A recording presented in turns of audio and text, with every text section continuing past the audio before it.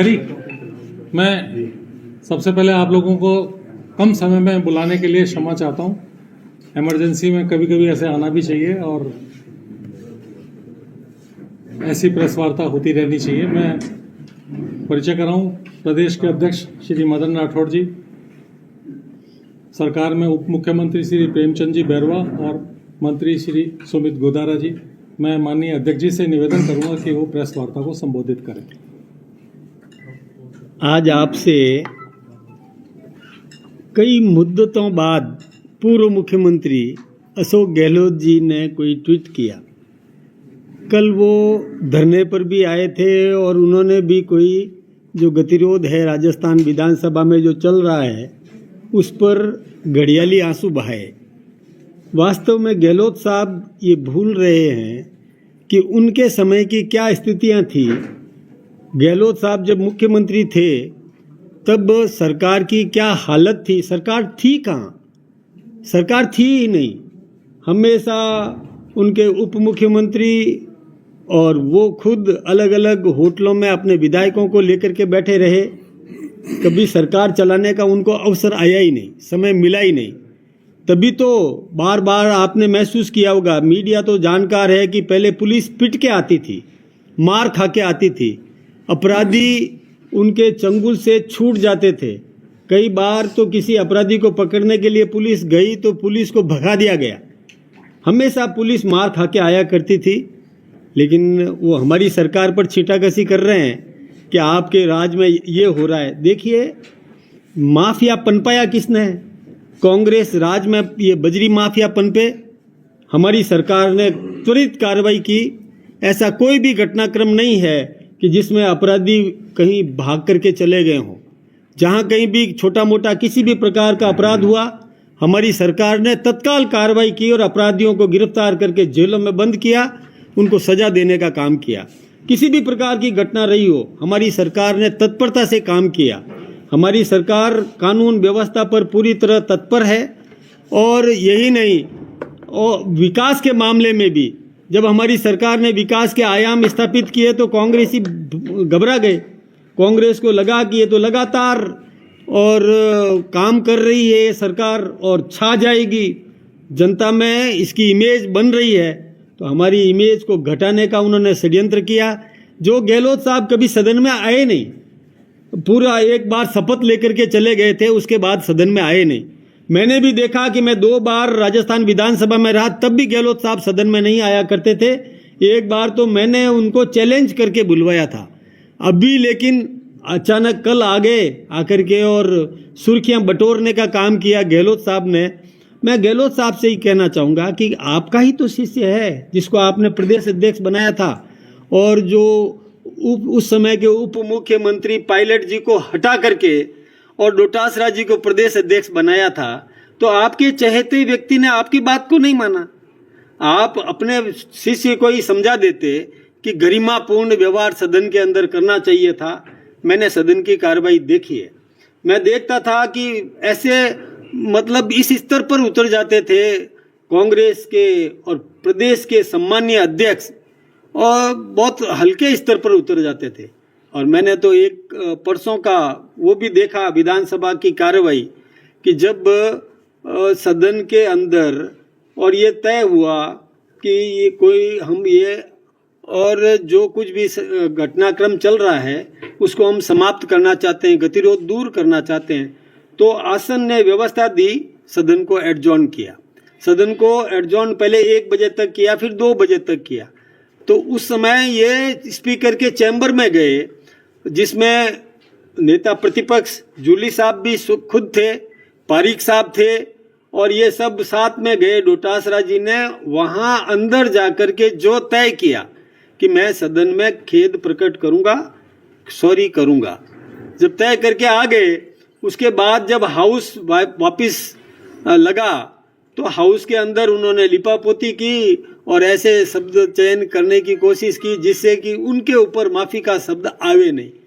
तत्काल स्पीकर ने कहा, सम्मानीय है स्पीकर ने कहा कि नहीं, जो आपने वहां तय किया वही बोलो।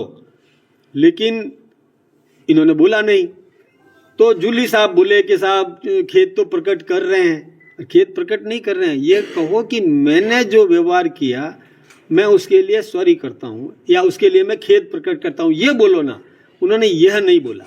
तब हमारे संसदीय कार्य मंत्री ने और स्पष्ट किया कि देखिए ये वादा खिलाफी ठीक नहीं है, जो आपने चैम्बर में जो बोला वही आप वापस यहाँ आकर के बोलो, लेकिन वो बोलने को तैयार नहीं थे। ये गतिरोध इस कारण से बना। और मैं सोचता हूँ कि नेता प्रतिपक्ष को भी उन्होंने और मतलब जैसे कोई हाईजैक कर दिया हो, नेता प्रतिपक्ष भी अपनी भूमिका नहीं निभा पा रहा है, ये स्थिति भी ठीक नहीं है। तो विधानसभा की गतिरोध दूर करने के लिए कांग्रेस हठधर्मिता पर अड़ी हुई है। और इधर गहलोत साहब जो कह रहे हैं कि राजस्थान में कानून व्यवस्था ठीक नहीं है, अरे कानून व्यवस्था में सुधार किया भजन लाल जी ने, हमारी सरकार ने, भजन लाल जी की सरकार ने आते ही और चाक चौबंद व्यवस्था करी। हाँ, अपराध तो देखिए, वैसे अपराधों में कमी बहुत आई है। पिछली बार इस टेन्योर में, इतने कार्यकाल के अंदर जो अपराध जितने हुए उससे हमारे समय में अपराध बहुत कम हुए। कांग्रेस के राज में अपराध दर्ज भी नहीं होते थे और फरीक को, बेचारे पीड़ित व्यक्ति को और भगा दिया करते थे, समझा करके और उसको निकाल दिया करते थे। लेकिन हमारी सरकार ने तत्काल अपराध दर्ज किए, लेकिन वो आंकड़े भी कांग्रेस की तुलना में हमारे अपराध बहुत कम है। यही नहीं, हमारे यहाँ जितने भी अपराध हुए, एक भी मुकदमा, एक भी मामला ऐसा नहीं है जिसमें अपराधियों को गिरफ्तार नहीं किया गया हो। तत्काल गिरफ्तार किया, तत्काल उनको सजा देने का काम करवाया और कानून के हवाले उनको किया, जेलों में बंद किया। तो कानून व्यवस्था का किस प्रकार से पालन करवाना चाहिए ये हमारी सरकार को आता है, लेकिन कांग्रेस इस पर और घड़ियाली आंसू बहाने का काम कर रही है। मैं सोचता हूँ कि ये ठीक नहीं है। खुद गहलोत साहब इस बात को भूल गए। कभी कोई इश्यू लाते हैं, मैं एक बात आपको बताऊं कि उनके सचिव ने क्या बोला। गहलोत साहब के सचिव ने खुद ने किस प्रकार से और स्वीकारोक्ति जाहिर की कि मुख्यमंत्री जी यानी गहलोत जी उनसे किस प्रकार का काम करवाते थे, फोन टेपिंग करवाने का काम करवाते थे। जब उनका खुद का सचिव, जो उनका अत्यंत विश्वसनीय व्यक्ति होता है, उसने जब इस प्रकार की स्वीकारोक्ति जाहिर की तो फिर अपने आप को सोच लेना चाहिए कि आज की उनकी स्थिति क्या है। इस बात को वो समझ नहीं पा रहे हैं और या समझते हुए भी और अपनी स्थिति स्पष्ट करना नहीं चाहते। मैं ये निवेदन करना चाहूँगा कांग्रेस के नेताओं से और कांग्रेस के प्रदेश अध्यक्ष से भी कि ये अध्यक्ष का पद गरिमापूर्ण पद होता है, शब्द चयन सही करें। मैं तो एक बात और बताना चाहूँगा कि जो कुछ भी सोशल मीडिया में चल रहा है, और मैं सोचता हूँ कि आप सबके दिमाग में भी वो बातें आ गई कि कैसे शब्द प्रयोग किए थे।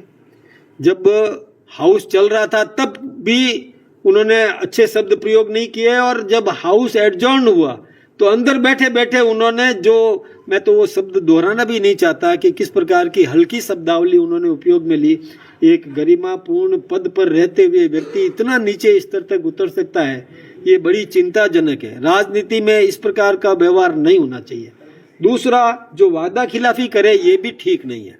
जो जुबान कर ली कि मैं माफ़ी मांगूंगा तो माफ़ी मांग लेना चाहिए। माफ़ी मांगना अपने आप में एक बड़प्पन का संकेत देता है, लेकिन कांग्रेस के प्रदेश अध्यक्ष ने और हठधर्मिता अपनाई और सदन की गरिमा को तार तार किया। सबसे बड़ी बात है संवैधानिक पद है। देखिए, स्पीकर और नेता प्रतिपक्ष और सदन का नेता, ये हमारा संवैधानिक पद है। अरे जो संविधान की बात करते हैं, जो डिंडोरा पीटते हैं, संविधान के रक्षक बनने का नाटक करते हैं, वो संविधान की रक्षा कहाँ कर पा रहे हैं? उन्होंने संविधान का और उल्लंघन किया, संवैधानिक पद की गरिमा को घटाने का काम किया। ये तो निंदनीय है। जो संविधान की रक्षा करने का यदि काम करते तो संवैधानिक विधानसभा का जो सर्वोच्च पद होता है वो स्पीकर का होता है, विधानसभा के अध्यक्ष का होता है, और उनका सम्मान करना ये सभी सदस्यों का कर्तव्य है, जो उन्होंने नहीं किया। तो संविधान की मर्यादा को तोड़ा किसने?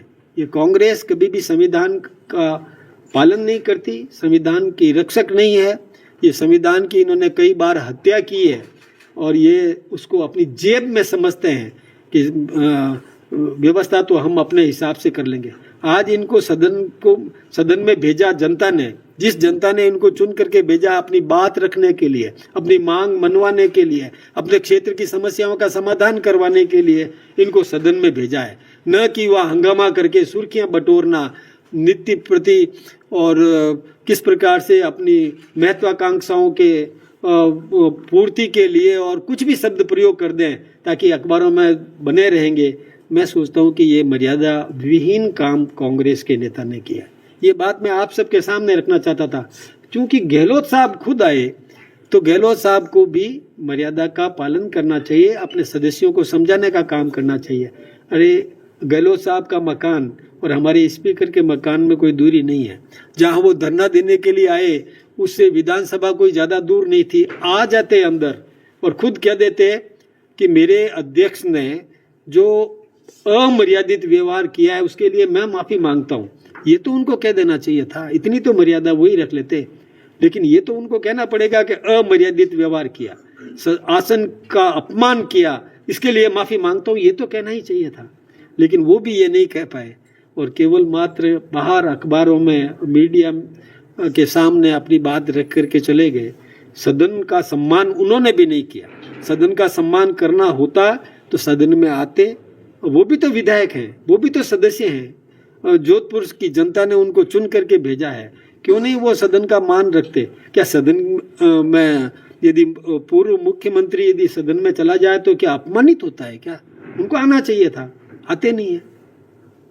मैं सोचता हूं कि उनका व्यवहार भी अशोभनीय है।